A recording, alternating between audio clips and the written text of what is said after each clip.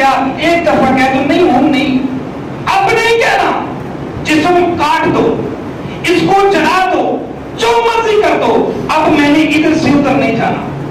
بیٹے دو حصوں میں چیر دیا گیا اسی بابت، کیونکہ آپ نے کہا تھا لا الہ الا اللہ، الشرک باللہ، اللہ کے ساتھ بیٹے شرک نہیں کرنا کسی بھی حال میں۔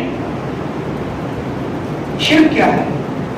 ہمیں بیٹوں کو بتلانا ہے، ہم نے اپنے بچوں کو بتلانا ہے، ہم نہیں بتلائیں گے تو کوئی بھی نہیں بتلائے۔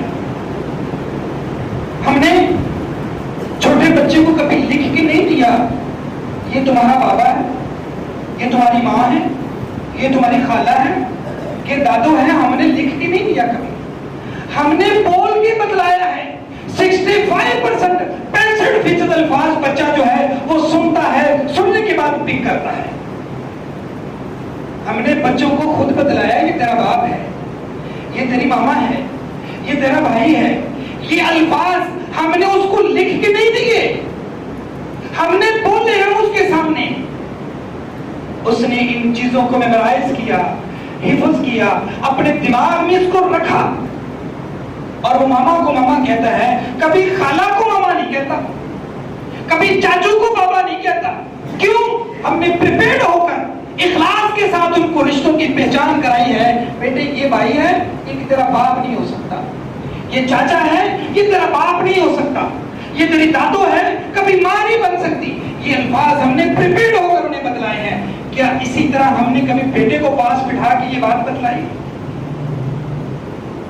لا تشرک باللہ ان الشرک لظلم عظیم، بیٹے بہت بڑا ظلم ہے، جتنے مرضی نیکیاں ہوں سارے کے ساری بات کر دی جائیں گی۔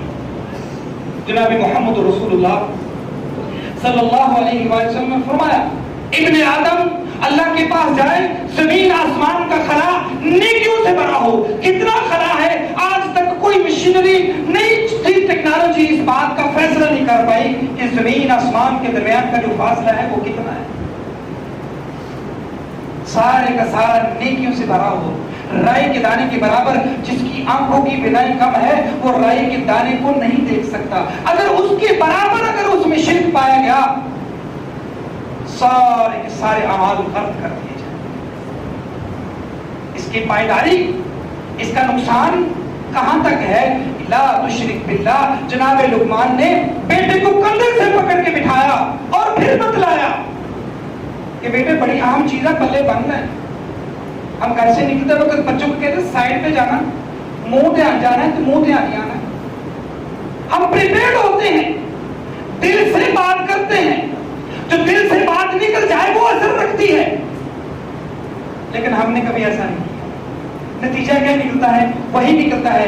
آج ہمارے بچوں کو گانے یاد ہوتے ہیں، آج ہمارے بچوں کو اول پھول کے سارے نام یاد ہوتے ہیں، آج ہمارے بچوں کو بہت ساری ایسے بیراروی کا شکار جو راستے ہیں ان کا پتہ ہے، نہیں پتا تو مسجد میں جانے کا صحیح طریقہ نہیں پتا۔ اللہ اکبر۔ اس کے بعد کہا ووصی الانسان، بیٹے اس کے بعد اللہ کہتے ہیں ہم نے وصیت کی، یہ جملہ معترضہ تھا، ہم نے وصیت کر دی۔ کیا؟ اللہ نے قرآن پاک میں ایک اسلوب دیا ہے، جہاں اللہ نے اپنی عبادت کا ذکر کیا ہے وہاں والدین کی تابع داری، فرما برداری کا ذکر ضرور کیا ہے۔ وَقَضَىٰ رَبُّكَ أَلَّا تَعْبُدُوا إِلَّا إِيَّاهُ وَبِالْوَالِدَيْنِ إِحْسَانًا وَوَصَّيْنَا الْإِنسَانَ بِوَالِدَيْهِ۔ ہم نے جہاں ذکر عبادت کا کیا وہاں ذکر اب والدین کا ضرور کیا۔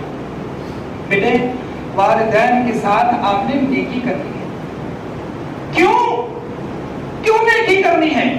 باپ صبح سے شام تک نہ جانے باہر کن کن مصیبتوں سے گزرتا ہے، کن کن کی باتوں کو سنتا ہے، کیسی کیسی تکالیف برداشت کرتا ہے۔ ماں تجھے پورے 9 ماہ اپنے پیٹ میں اٹھائے رکھتی ہے۔ اللہ اکبر۔ حملتہ امہ وہنا علی وہن وفصالہ، تیری ماں نے تجھے اٹھایا، ذوق کے اوپر ذوق، بوجھ کے اوپر تجھے بوجھ کی طرح اٹھایا۔ آج تو بڑا ہو گیا ہے، آج تجھے باتیں آتی ہیں۔ یہ جملہ معترضہ تھا، اللہ نے اس کو ذکر کیا کہ اگر اتنے تیرے ساتھ پیار کرنے والے، محبت کرنے والے بھی تجھے اللہ کے ساتھ شرک کرنے کا کہے وَإِن جَاهَدَاكَ عَلَىٰ أَن تُشْرِكَ بِي مَا لَيْسَ لَكَ بِهِ عِلْمٌ، اگر یہ محبت کرنے والے جنہوں نے تجھے 9 ماہ پیٹ میں اٹھایا، جو تیرا باپ صبح سے شام تک باہر پھرتا ہے، نہ جانے کس کس کی باتوں کو سنتا ہے، کن کن مصیبتوں سے گزرتا ہے، وہ بھی تجھے کہے کہ اللہ کے ساتھ شرک کر تو نے ان کی بات نہیں مانی۔ اللہ نے اتنا باقیوں کے بارے میں اللہ نے کیا کہا؟ انت ومالک لابیک، تو اور تیرا مال تیرے باپ کا ہے۔ ایک صحابی رسول جناب محمد رسول اللہ صلی اللہ علیہ وسلم کے پاس گیا، کہنے لگا کہ رسول میرے باپ نے میرا مال چوری کر لیا۔ اچھا بلاؤ اسے، بلایا گیا، راستے میں تھے اس سے پہلے کہ بابا جی آتے، فرشتہ آ گیا۔ اللہ کے رسول بابا جی سے پوچھنا ماذا قلت فی قلبک ما سمعت اذناک، کون سی باتیں آپ نے ایسی کہی ہیں دل میں تیرے کانوں میں بھی نہیں سنی؟ جناب محمد رسول اللہ نے پوچھا تو کہنے لگے اللہ کے رسول کیسے پتہ چلا؟ فرمایا کہ جبریل آئے تھے۔ فرمایا اللہ کے رسول میں کیا کہہ سکتا ہوں، میں تو یہ کہہ رہا تھا کہ کاش یہ نہ ہوتا، جب یہ نہیں تھا تو میں در در کی طرف پھرتا تھا، اللہ کے رسول یہ مجھے مل گیا، ایک رات یہ بیمار پڑ گیا، میں طبیب کے پاس لے کر گیا، رات واپس آیا، ہاتھ کی پنکھڑی سے اسے میں ہوا دیتا، اللہ کے رسول یہ سو جاتا، میں جاگتا رہتا، اسی وجہ سے جاگتا رہتا کہیں کوئی چیز طلب کرے تو میں لیٹ نہ ہو جاؤں۔ اللہ کے رسول ساتھ میں سوچتا کہ بڑا ہوگا، اس تناور درخت کے سائے تلے میں بیٹھوں گا، یہ میری ہیلپ کرے گا، کاش یہ مجھے ایک اچھا پڑوسی سمجھ لیتا، اگر اچھا پڑوسی سمجھتا تو مجھے چوری کرنے کی ضرورت نہ ہوتی، آج میں اس کو اچھا پڑوسی نہ ہونے کے ناطے سے مجھے چوری کی ضرورت پڑی۔ اللہ کے رسول صلی اللہ علیہ وسلم نے اپنا رحمتوں والا ہاتھ کبھی کسی کے بارے میں استعمال نہیں کیا، فاخذ بطلابی ابنہ، اس کو گریبان سے پکڑا اور جو جھوڑا اور کہا انت ومالک لابیک، تو تیرا مال سارے کا سارا تیرے باپ کا ہے۔ اگر وہ باپ بھی تجھے کہے وَإِن جَاهَدَاكَ عَلَىٰ أَن تُشْرِكَ بِي مَا لَيْسَ لَكَ بِهِ عِلْمٌ، اگر وہ تمہیں اس بات پر مجبور کرے کہ میرے ساتھ کسی کو شریک ٹھہرا تو یہ کام تم نے نہیں کرنا۔ اللہ اکبر، یہ باتیں ہم نے بتلانی ہیں، ہمیں اس کے لیے ٹائم نکالنا ہے۔ پھر کہا یا بنیا انہا ان تک مثقال حبۃ من خردل، اللہ کی ملکیت، اللہ کا علم، اللہ کی طاقت، اللہ کی بصیرت، اس کے بارے میں بتلایا، اور ساتھ ہی ایک چیز دکھائی دی، اور پتر جو بھی منگنا ہے نا اتھو منگنا ہے۔ ان تک مثقال حبۃ من خردل فتکن فی صخرۃ، رائی کے دانے کے برابر کوئی چیز گم ہو جائے،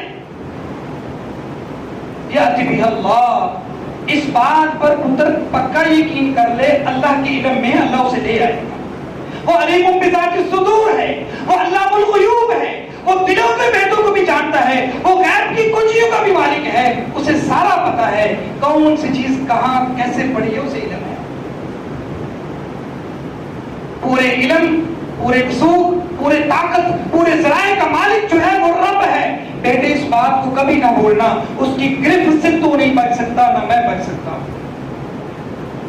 اس کی حاکمیت، اس کی ملکیت، اس کی بادشاہت، اس کی ربوبیت کا یہ نالج ہم نے اپنے بچوں کو دینا ہے۔